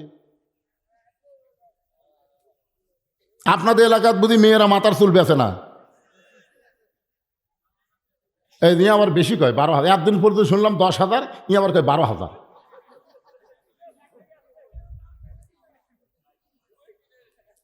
চিন্তা করেন, আপনার বাড়িতে একটা 17 বছরের মেয়ে আছে, এই মেয়েটার উপর আপনার রাখালি করার দরকার আছে না নাই? আল্লাহ নবী ফাতেমার ঘরের মধ্যে ঢিকা দেখেন, ফাতেমা তখন 9 বছরের মেয়ে। ধরে কোন কয় বছর? 9 বছরের মেয়ে, হাতের মধ্যে চুরি দিয়ে মুসকি মুসকি হাসতেছে। 9 বছরের একটা ছোট্ট মেয়ে হাতের মধ্যে চুরি দিয়ে মুসকি মুসকি হাসে। আল্লাহ নবী আর ঘরের মধ্যে ঢুকলেন না, নবী বাহিরে আসলেন। ফাতেমা চমকে গেল, যেই বাবা ঘরের মধ্যে ঢুকে আমাকে মা মা বলে আদর করে, আর সেই বাবা ঘরে না ঢুকে কি করে? বারান্দায় গিয়ে দেখে নবীর 2 চোখ দিয়ে দর দর করে পানি পড়তেছে। ফাতেমা হাঁটু গেড়ে বসে বাবার সামনে বললেন, বাবা আপনি এইভাবে কেন কাঁদতেছেন? রাসূল বলে, ফাতেমা যে দুনিয়াতে সাজবে মা, আল্লাহ তার আখিরাতের শ্বাস কমায়া দিবে। শুধু এতটুকু কথা বলার সঙ্গে সঙ্গে ফাতেমা হাতের দূরে চুরি খুলে মাটির ফাইলা দেয়। নবী দৌড়ে গিয়ে চুরি দুইটা করে যখন পকেটের মধ্যে ঢুকায়, ফাতেমা বলে, বাবা, যেই চুরি হাতে দেওয়ার কারণে আপনি ঘরে ঢুকলেন না, আপনি বারান্দায় কাঁদতেছিলেন, সেই চুরি ফাইলা দিলাম, আপনি পকেটের মধ্যে কেন ঢুকালেন? রাসূল বলে, ফাতেমা রে, আয় আয়, তুই আমার কাছে আয়। 9 বছরের মেয়ে কাতে নিয়ে আল্লাহ নবী হাতে একটা চুমু দিয়ে বললেন, ফাতেমা, একদিন তোর নাকে নাক ফুল পরায় দিব, একদিন তোর কানে কানের দুল পরায় দিব, একদিন তোর গলাত মালা পরায় দিব। ফাতেমা বললেন, কবে কবে? আল্লাহ নবী বললেন, যেদিন তোমার বিবাহ হবে। ও ফাতেমা, মেয়েরা কেবলমাত্র এক ব্যক্তির জন্য সাজতে পারবে, সেই ব্যক্তি হলো তার স্বামী। আপনি কোনোদিন আপনার মেয়েকে বুঝাইছেন? আপনার মেয়েদের হাইল করে কিলকিল করে গোটা পাড়া ঘুরতেছে, আর এই গ্রামের যুবকেরা খালি মিস কল মারতেছে। এই কথা বলা, এই যুবকের কথা বল না কেন? প্রত্যেকটা বাবা বিয়ে দেওয়ার আগ পর্যন্ত তার নিজের মেয়েদের উপর রাখালি করার দরকার আছে না নাই? আপনার 22 বছরের ছেলে, 22 বছরের ছেলে কি করতেছে? আপনি তো একলা একলা ফজরের নামাজ সামনে কাতারে পড়তেছেন, বেটার খবর কি? বেটার খবর কি? আপনি নামাজ পড়েন, এই ঠান্ডার মধ্যে উজু করে আপনি বাপ নামাজ পড়েন, আর বেটা ল্যাবের মধ্যে ঘুম পাড়ে। আপনি মনে করছেন যে আমি বাবা জান্নাতে যাবো? এত সহজ না। বেটাকে সঙ্গে করে নামাজে নিয়ে যাওয়া লাগবে, 7 বছর থেকে নামাজের তালিম দেওয়া লাগবে, 10 বছর থেকে মারিয়া পিঠে মসজিদে নিয়ে যাওয়া লাগবে। হুকুম কার? আরো জোরে বলেন। আপনার ছেলের ওপর রাখালি করছেন? আজকে যদি আপনার ছেলের ওপর রাখালি করতেন, ওসমান গনি মুচকি মুচকি হাসতেছে, কিছুক্ষণ পরে বসে বলতেছে, ভাইজান, কোনোদিন আপনাকে সামনে কাতারে দেখি নাই, আজকে দেখতে যে প্রথম সামনে কাতারে, আপনার নিয়ত কি? রাখাল বলতেছে, আমি বারান্দায় নামাজ পড়ি। আমি বারান্দায় নামাজ পড়ে আজকে সামনে কাতারে আসার কারণ হলো শুধুমাত্র এক নজর দেখার জন্যে। আমার সারা জীবনের সাধনা আমি একটা নজর দেখতে চাই। আজকে দেখা হলে আমি কষ্ট করে এই জায়গাটা আর কোনোদিনও আসবো না ভাই। ওসমান গনি বলতেছে, ভাইজান, আজকে আপনার দেখা হবে, তার গ্যারান্টি কি? রাখাল বলতেছে, গ্যারান্টি মানে? আমার সব ভালো তো। ওসমান গনি বলতেছে, ভাইজান, আমি কয়েক বছর হলে সামনে কাতার নামাজ পড়ি, এখন পর্যন্ত আমার ভাগ্যে দেখা হয়নি। ওসমান গনি যাকে দেখার জন্য সামনে কাতার নামাজ পড়ে, তিনি হলেন নামাজের মালিক আল্লাহ। ধরে খান সুবহানাল্লাহ। আর রাখাল যাকে দেখার জন্য সামনে কাতারে আইছে, তিনি কে? উমর না, তিনি হলেন আল্লাহ ওয়ালা। তিনি কি? আল্লাহর সাথে যার সম্পর্ক, তিনি তো আল্লাহওয়ালা, বাগুনওয়ালা, তরকারিওয়ালা, কাপড়ওয়ালা, মাছওয়ালা, আল্লাহওয়ালা। রাখাল বলতেছে, এত বছর হলে সামনে কাতারে নামাজ পড়ে, এখন পর্যন্ত তোমার দেখা হলো না, আমার দিকে একবার তাকাও তো। ওসমান গনি যে রাখালের দিকে তাকাইছে, রাখাল লোক লে চোখের কাছে যায়, তো তোমার চোখ তো ঠিকই আছে, এত বছর হলে পড়তেছে, এখন পর্যন্ত দেখবার পাওনি, তাহলে এক কাম করো। ওসমান গনি বলে, কি কাম ভাই? বলে, আমার হাত ধরো, আমার হাত ধরো, আমি নিজেও দেখবো, তোমাকেও দেখাইয়া দিব।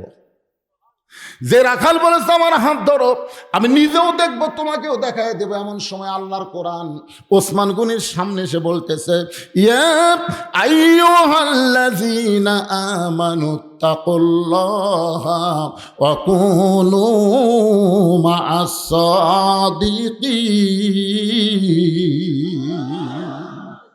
আয়াতের বাংলা অর্থ হলো, তোমরা ইমানদারের আল্লাহর ভয় যদি কলিজার মধ্যে রাখতে চাও, তাহলে সত্যবাদীদের তোমরা সাথী হও। আপনার বলেন যে সত্যবাদী কারা? আল্লাহর কোরআনের কথা বলে যারা, কোরআন অনুযায়ী চলবার চাই যারা, তারাই সত্যবাদী। বাপ দাদার কিচ্ছা কাহিনী করলে ওরা সত্যবাদী? কথা কন লাগেন ভাইজান। এই কোরআন শরীফ তেলাওয়াত করার পরে হাফেজ বাচ্চারা কি শেষে কি বলে? সাদাকাল্লাহুল আলিয়ুল আযীম। তার মানে কি? আল্লাহর কথার উপরে কোনো সত্য কথা আছে? ওসমান গনির সামনে আল্লাহর কোরআন বলতেছে, জীবনে তোমার নিজের যোগ্যতায় আল্লাহরে দেখতে পাও নাই, আজকে এমন একজন আল্লাহওয়ালা পাইছো যে নিজেও দেখবে এবং তোমাকেও দেখায় দেবে। ওসমান গনি মহব্বত করে লোকটার ডান হাত ধরলেন, ধরে কান সুবহানাল্লাহ। আর বারবারে বলতেছেন আল্লাহ নিজের যোগ্যতাই তোমাকে পাইনি দেখতে, আজকে এমন একজন আল্লাহওয়ালা পাইছি আল্লাহ যে নিজেও দেখবে এবং আমাকেও দেখায় দিবে। এখন বলেন তো, যে ওসমান গনি রাখালের হাতটা ধরে বসে আছে, সেই ওসমান গনিটা কে? সে ওসমান গনির সম্পর্কে আল্লাহ নবী বলেন, একদিন নবী ওসমানকে বললেন, ওসমান আল্লাহ তোমাকে কত সম্পদ দিছে, তোমার কি তার হিসাব আছে? ওসমান গনি বলে, ইয়া রাসূলুল্লাহ, যেদিন থেকে সামর্থ্যবানের উপরে যাকাত ফরজ হয়ে গেছে সেদিন থেকে তো সম্পদের হিসাব রাখাই লাগবে।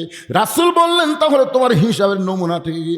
ওসমান গনি বলতেছে, ইয়া রাসূলুল্লাহ, আল্লাহ আমাকে যত সম্পদ দিছে এই সম্পদগুলো যদি আমি গুদামের মধ্যে রাখি, ওই গুদামে তালা দিয়ে ওই গুদামের চাবি টানতে একটা উট হিমশিম খায়।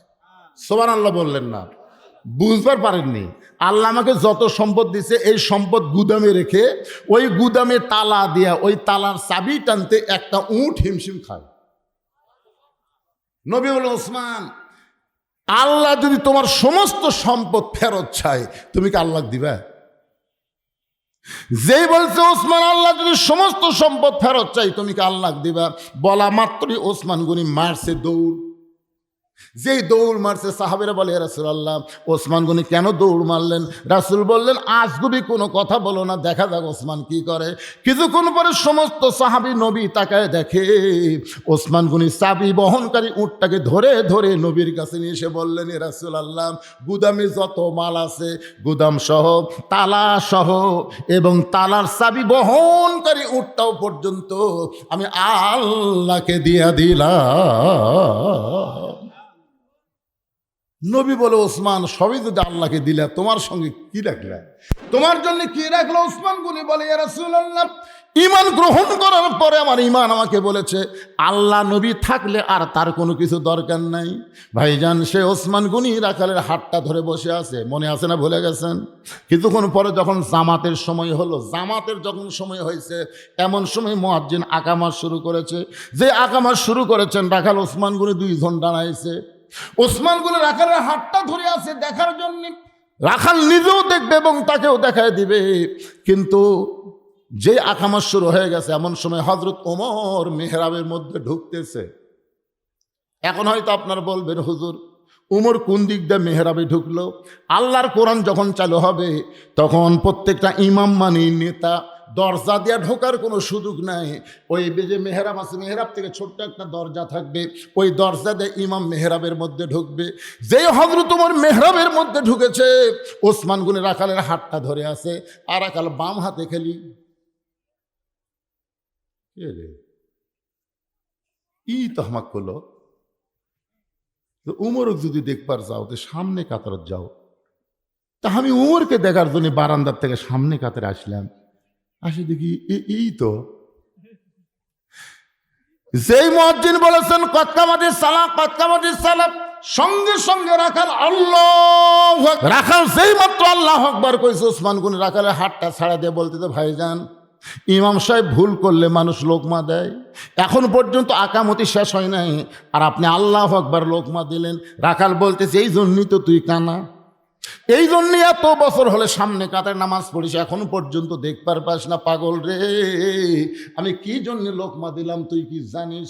বলার সঙ্গে সঙ্গে 2 নম্বর কাতারে একজন সাহাবী দৌড়ে গিয়া রাখালে হাতটা হ্যাঁচকা টান দে, বলে, পাগল তুই যারে কানা কানা বলে তিরস্কার করতেছিস এই মহামানবকে তুই চিনিস? রাখাল বলতেছে, ভাইজান আমি বারান্দায় নামাজ পড়ি, আমি ভিতরের কাউরে চিনি না। সাহাবী কান্দার, পাগল রে তুই যারে কানা কানা বলে তিরস্কার করলি সে আল্লাহর নবীর ডবল জামাই ওসমান গনি।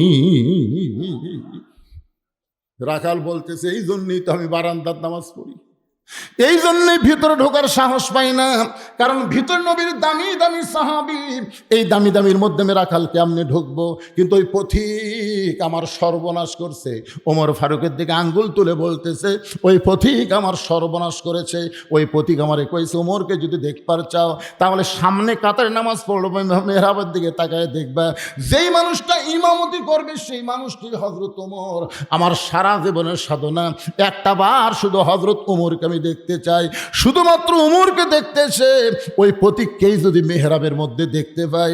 এখন তোমরাই বলো তো, আমার লোকমা দেওয়া ছাড়া তো উপায় নাই, আমি আল্লাহু আকবার লোকমা দিয়া ওই প্রতীককে মেহরাব থেকে সরাই দিব। ওই জায়গায় হযরত ওমরকে আমি এক নজর দেখতে চাই। সঙ্গে সঙ্গে হাজার হাজার মুসল্লি কান্না শুরু করেছে। রাখাল চিল্লায় বলে, আল্লাহ, বারান্দায় নামাজ পড়া ভালো, এই ভিতরে কেন কান্দাকান্দি শুরু হয়ে গেল? সাহাবী বলে, ওসমান গনি বলতে দে ভাইজান, ভিতরে কান্দাকান্দি শুরু হওয়ার কারণ হলো তুমি যারে পথিক পথিক বলতেছো তিনি হলেন হযরত ওমর। গাছের গোড়া কাটলে গাছটা যেমন পড়ে যায়, রাখাল মেহরাবের মধ্যে পড়ে গিয়ে কাটা মুরগির মতন ছটফট করে বলতেছে, আমির আল মুমিনিন, আমি আপনাকে তওবা পড়াইছি, আমি আপনারে মুনাফিক কইছি, আমি আপনারে ভণ্ড কইছি, এত কথা বলেছি গো আমি রধম রাখালকে, আপনি কিছুই বলেন নাই। সঙ্গে সঙ্গে সমস্ত সাহাবীরা চিল্লায় বলে, কে রে, কারে তওবা পড়াইছে, কারে মুনাফিক কইছে, কারে ভণ্ড কইছে, কে রে, কোন দিক দিয়ে মসজিদের মধ্যে ঢুকলো? সমস্ত সাহাবেরা যখন চিল্লা চিল্লি শুরু করেছে, এমন সময় হযরত ওমর আল্লাহর কোরআন থেকে তেলাওয়াত করতেছেন, আতিউল্লাহ ওয়া আতিউর রাসূল ওয়া উলিল আমরি মিনকুম। আল্লাহর আনুগত্য যদি করো, নবীকে যদি অনুসরণ করো, আমি যে তোমাদের আমির, আমাকে যদি তোমরা মানো, তাহলে আল্লাহর হস্তে সবাই একটু জবান বন্ধ করো। সবাই যখন জবান বন্ধ করেছে, ওমর ফারুক শাহাদত আঙ্গুলি তুলে বললেন, আমাকে তওবা পড়াইছে, আমারে মুনাফিক কইছে, আমারে ভণ্ড কইছে, অবশ্যই এর বিচার হবে, অবশ্যই। আর এই বিচার কোনো মানুষের আদালতে হবে না, এই বিচার হবে আল্লাহর কোরআন দিয়ে। তোমরা কারা কারা কোরআনের আল্লাহর বিচার দেখতে চাও? সমস্ত সাহাবেরা বললেন, আমরা দেখবার চাই। ওমর ফারুক বললেন, এই বিচারটা দেখবার গেলে আগে নামাজ, কারণ আকামত যখন হয়ে গেছে তখন আগে বিচার না আগে নামাজ। কতক্ষণ আগে বিচার না আগে নামাজ? নামাজের পরে যে আমাকে তওবা পড়াইছে, যে আমারে মুনাফিক কইছে, আমারে ভণ্ড কইছে, এর বিচার হবে আল্লাহর কোরআন দিয়া। ধরে কোন কি দিয়ে? তাহলে নামাজের পরে উমর ফারুকের বিচার দেখবে। সমস্ত সাহাবীরা হাত তুলেছে। আপনার কি দেখবেন? আমি 5 মিনিট পরে আল্লাহর কোরআন দিয়ে একটা বিচার আপনাকে দেখাবো। এটা হাসিনার বিচার না, বিচার কার? কারা কারা দেখবেন? আল্লাহকে একটু 2 হাত তুলে দেখেন। যারা ডানে আছে আপনারা হাত তোলেন, টান টান করে তোলেন তো। লিল্লাহি তাকবীর, হাত নামান।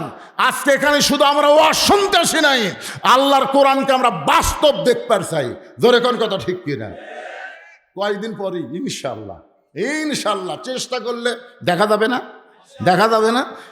ফজরের নামাজ হযরত ওমর পড়াবেন 2 রাকাত, আমি সময় নিছি মাত্র 5 মিনিট। জোরে কোন কয় মিনিট? এই 5 মিনিটের জন্য আল্লাহর কোরআনকে ভালোবেসে আপনাদের কাছে মাহফিল কমিটির ছেলেরা ব্যাগ নিয়ে যাবে। আল্লাহর হস্তেই কোরআনকে ভালোবেসে 100, 500, 1000, 200, 10, 20, 50, যিনি যা পারবেন মন খুলে দান করবেন।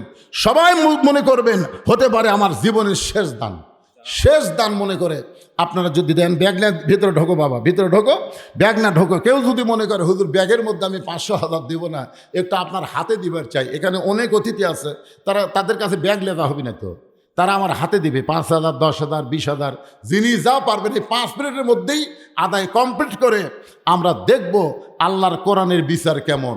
নিজের চোখে দেখবো না ভাইজান? এখন এই মুরব্বি উঠলো কেন? এতক্ষণ বসে থাকে, এখন উঠলো কেন?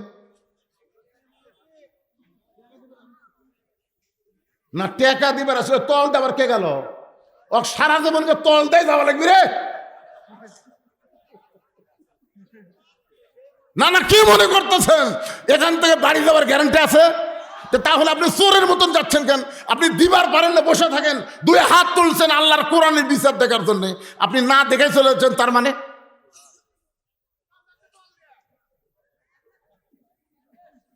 ও যায়নি, যায়নি, কাম সারবার গেছে, অসুবিধা নেই। ভাইজান আমার কোল যে ভরে গেছে। আয় আয়, এক টানা কথা বলতেছি, লড়া নাই চলা নাই। ওরা খাড়া হয়ে আছে, ওরা পর্যন্ত লড়তেছে না। সুবহানাল্লাহ।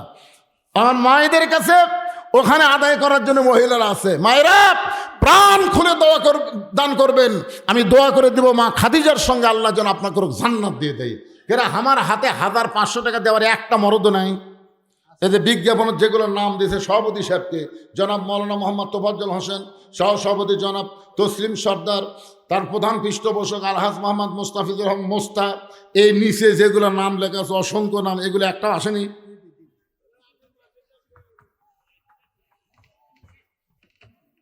আমার হাতে দেওয়ার জন্য নাকি অনেকগুলো টাকা নিয়ে আসেন, দেন তো ভাই দেন। আপনাদের মধ্যে একটা লোক 500 টাকা লোট আমার হাতে দিয়ে পারবেন? আমি দোয়া করে দেবো আল্লাহর কাছে। এই দেখেন দেখেন, মাশাআল্লাহ মাশাআল্লাহ। আল্লাহ, তোমার একজন তরুণ যুবক বান্দা আল্লাহর কোরআনকে ভালোবেসে, ছেলেরা তো গান বাজনা করে নাই, কোরআনের তাফসির মাহফিল করেছে।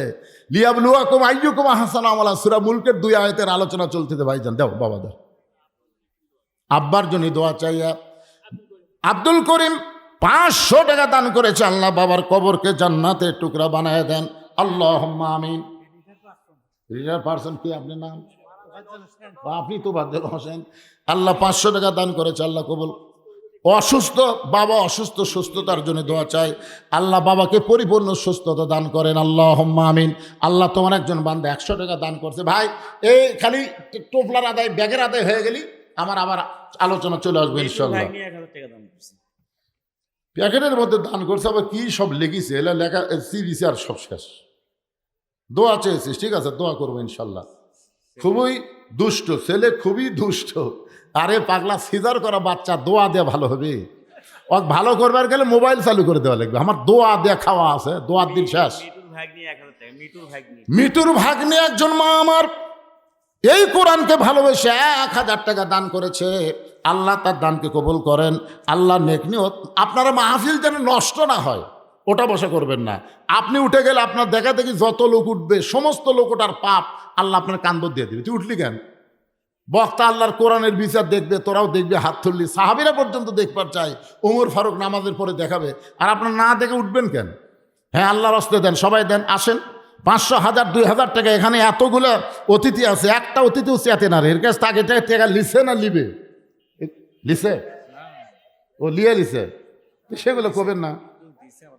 আল্লাহর একজন বান্দা 500 টাকা দান করেছে। আল্লাহ যে নিয়তে দান করলো আল্লাহ তার নেক নিয়ত নেকাশা কবুল করেন, আল্লাহুম্মা আমিন। এখানে আমন্ত্রিত অতিথির মধ্যে মোহাম্মদ নুরুল হোসেন উনি আছেন, মোহাম্মদ তাহেরুল ইসলাম, মোহাম্মদ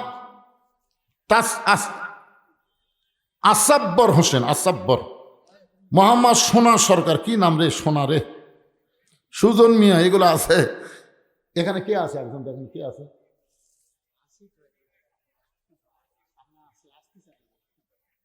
আপনার যদি আগে আদায় করে থাকেন, ভালো গাড়ির টিকিট কিন্তু বাসের মধ্যে হয় না, কাউন্টারে হয়।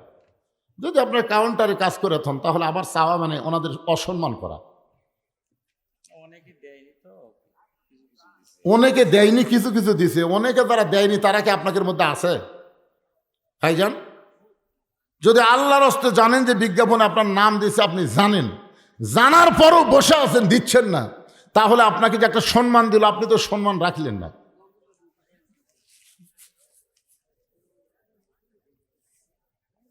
এই মাহফিল কমিটির ছেলেরা কোথায়? এই যারা এই মাহফিল করেছে, এই যুবকেরা কোথায় গেল?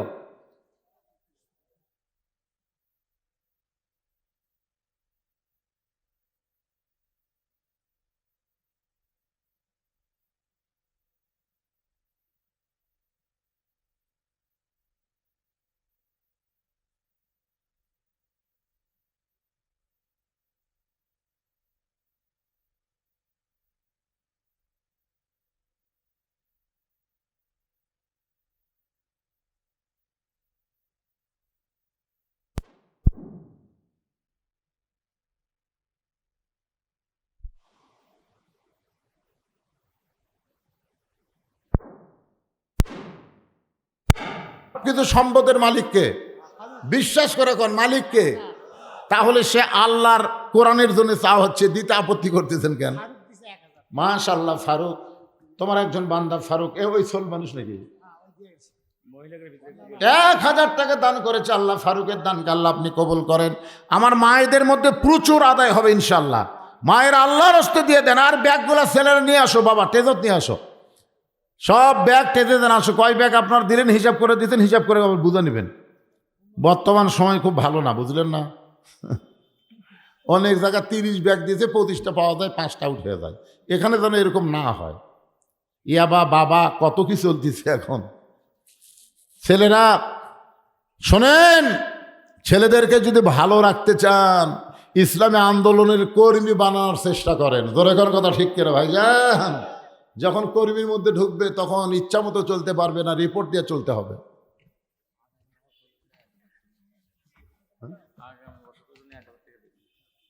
আগামী বছরে বাকি আদায় হবে, এটি বাকি আদায় করে পরে তুলবার যা বিপদ পড়বেন। কাগজ কলমই নেই তো, আগামী বছরের জন্য 1000 টাকা দিবে। এখন আগামী বছর আমরা এবারই চাচ্ছি, দেন 1000 লাগবে না, 500 দিয়ে যান। এবার দিছে মাশাল্লাহ, এবার দিয়ে দিছি ইনশাল্লাহ। এই ব্যাগগুলো দেন, সব ব্যাগ পাচ্ছেন মাশাল্লাহ। ব্যাগও তো অনেকগুলো টাকা আছে, টাকা আছে মাশাল্লাহ, টাকা আছে বারে আছে আছে। অনেক সময় খালি ব্যাগ ফেরত আসে, আপনার সবাই দিচ্ছেন মাশাল্লাহ। হ্যাঁ, একটু মহব্বতে জিকির করেন লা ইলাহা ইল্লাল্লাহ, জোরে লা ইলাহা ইল্লাল্লাহ, লা ইলাহা ইল্লাল্লাহ, লা ইলাহা ইল্লাল্লাহ, লা ইলাহা ইল্লাল্লাহ, লা ইলাহা। ছোট্ট বাচ্চার হাতে এভাবে আপনারা দান করার অভ্যাস করবেন। এ বাচ্চার হাতে দেওয়া হলো কেন? বাপ যখন মরে যাবে বাচ্চার দান করার অভ্যাস থাকবে, বুঝলেন না? দান করে আল্লাহ কিছু, আল্লাহ দান কবুল করেন। ফজরের নামাজ শেষ, সমস্ত সাহাবীরা তাকে আল্লাহর কোরআন দিয়ে বিচার। আল্লাহ বলেছেন ওয়াইযা হাকামতুম বাইনান নাস আন তাহকুমু বিল আদল। আসলে বিচারক মানুষ না, আসল বিচারক কে? আচ্ছা, মানুষ যখন বিচার করে তখন বিচার কেমন পাওয়া যায়? এই কোরআন বাদ দিয়ে মানুষের আইন দিয়ে বিচার হচ্ছে। আমি একটা দৃষ্টান্ত দিই। 6 বছর ন্যাংরা আমের চাষ করছে, 6 বছর আমের গাছের চাষ করে জ্যৈষ্ঠ মাসে দেখতে গেছে আম পাকছে কিনা। যা দেখে গাছের ডালে বসে ছোট্ট একটা বাচ্চা পাকা আম পাড়তেছে আর ব্যাগের মধ্যে তুলতেছে। বাগানের মালিক বলে আমি খাইনি, আমার পরিবারের কেউ খায় নাই, আর তুই আমার গাছে যে আম পাড়তেছিস, তোর বাপক যা বিচার দেবো রে, এই তোর বাপক যা বিচার দেবো। ছেলে খালি মুচকি মুচকি হাসে। বাগানের মালিক বলে হাসিস কেন রে? বলে আমার বাপক কোথায় খুঁজে বিচার দিবেন, আমার বাবাও তারা গাছে চড়ছে। তাকায় দেখে ওর বাপ খালি আম পাড়তিছে আর বস্তা ভরাচ্ছে। গাছের নিচে বসে কান্দের, বলে আল্লাহ বিচার দিব কার কাছে? বেটাও চোর, বাপেও চোর। আপনার বলুন তো, হাসিনার আমলে বাংলাদেশে বিচার ছিল? একথা মান ছিল? ভালো মানুষগুলো জেলখানায় আর খারাপ মানুষগুলো করে জামিন দিছে। ভাই, কোরআনের পাখি সবচাইতে ভালো মানুষ, যার হাতে হাজার হাজার বিধর্মী ইসলাম ধর্ম গ্রহণ করেছে, যিনি একাধারে 50 বছর কোরআনের হক তাফসীর করছে, সেই মানুষটাকে বিনা অপরাধে জেলখানায় রাখছে। কথা কন ঠিক কি না? এইগুলো বিচার ছিল না। বিচারকেরাও চোর, চোরও চোর, বিচারকও চোর। মুরগি চোরাকে ধরে মেম্বারের কাছে নিয়ে যাচ্ছে। সব মেম্বারের কাছে গেলে তো সেরকম বিচার হবে। মুরগি চোরা খালি মুচকে মুচকে হাসে। হাসিস করে আমি করি মুরগি চোর, মেম্বার করে গম চোর। আমরা তো চোরে চোরে মাছতে ভাই, তো চেয়ারম্যানের কাছে নিয়ে যাবো রে। মেম্বার যদি গম চোর করে চেয়ারম্যান ওই আরো চোরে হাসে। জোরে হাসিস কেন? ভাই মেম্বার করে মনে মনে, চেয়ারম্যান করে টনে টনে। কোথায় যাবেন? এই জন্য আল্লাহ বলেছেন,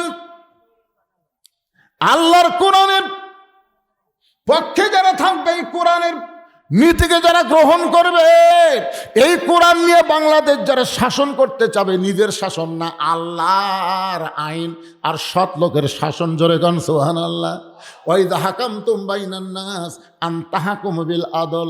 ওমর ফারুক এক টানে ওই রাখালকে তুলে, সমস্ত সাহাবীরা তাকায় দেখে যে উমর রাস্তাতে গেলে শয়তান 40 দিন যায় না। সেই উমর রাখালকে বুকের মধ্যে নিয়ে কপালে একটা চুমা খায়। সমস্ত সাহাবীরা বলে, আমির আল মুমিনিন, বিচারের নামে আপনি এটা কি করলেন? আমরা তো মনে করেছিলাম যে আপনাকে তওবা পড়াইছে, যে আপনাকে মুনাফিক কইছে, যে আপনাকে ভণ্ড কইছে, সেই মানুষটা আপনার সামনে, আপনি তাকে বিচার না করে আপনি বুকের মধ্যে নিয়ে তাকে চুমো দিলেন কেন? ওমর ফারুক বলেন, সাহাবীরা রে, যতদিন আমি সাহাবী ছিলাম ততদিন আমি গরম ছিলাম, আর যেদিন থেকে খলিফার দায়িত্ব পাইছি সেদিন থেকে আমি সব চাইতে আল্লাহর কোরআনের জন্য নরম হয়ে গেছি।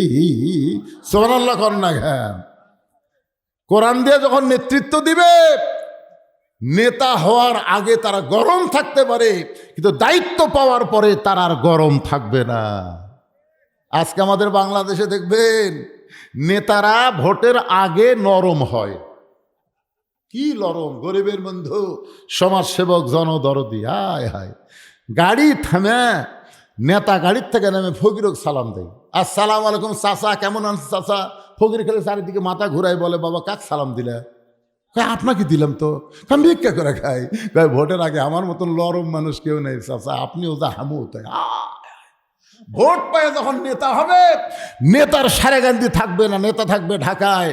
মাঝে মধ্যে নেতা এলাকার বেড়াবার আসবে, চামচার অত্যাচারে নেতার কাছে যাওয়া যাবে না। জোরে কর কথা ঠিক না? কিন্তু হযরত ওমর যখন আল্লাহর কোরআন দিয়ে রাষ্ট্র চালায়, তিনি কেমন নরম ছিলেন।